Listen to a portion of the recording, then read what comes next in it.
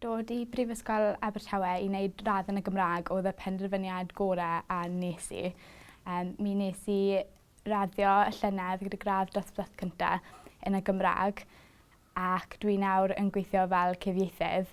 Mae adran y Gymraeg Mhrifysgol Abertawe yn gartrefol ac mae'r darlithwyr i gyd yn gefnogol.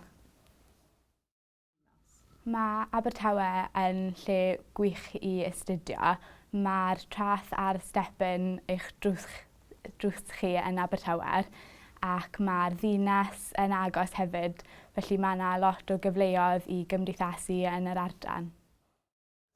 Mae astudio Cymraeg a gwneud gradd yn y Gymraeg wedi agor drysau i fi wrth chwilio am swyddi. Dwi bellach yn gweithio fel cyfieithydd i wneud gwasanaethau Cymraeg rond y Cynon Taf. Ac mae'r iaith yn fyw ac yn iach yn yr ardal.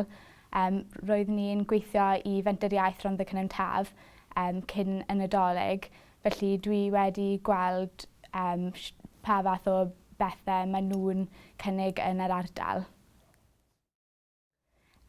Choosing to come to Swansea University to do a degree in Welsh was the best decision I made.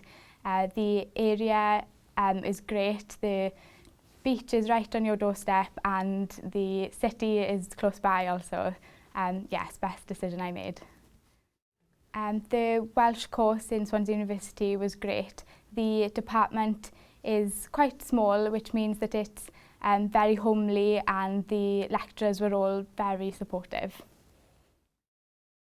As part of the course, we had opportunities to go on work experience where we could choose our placements that suited us personally, and the course offers a wide range of subjects for whatever direction you're looking to go in the future.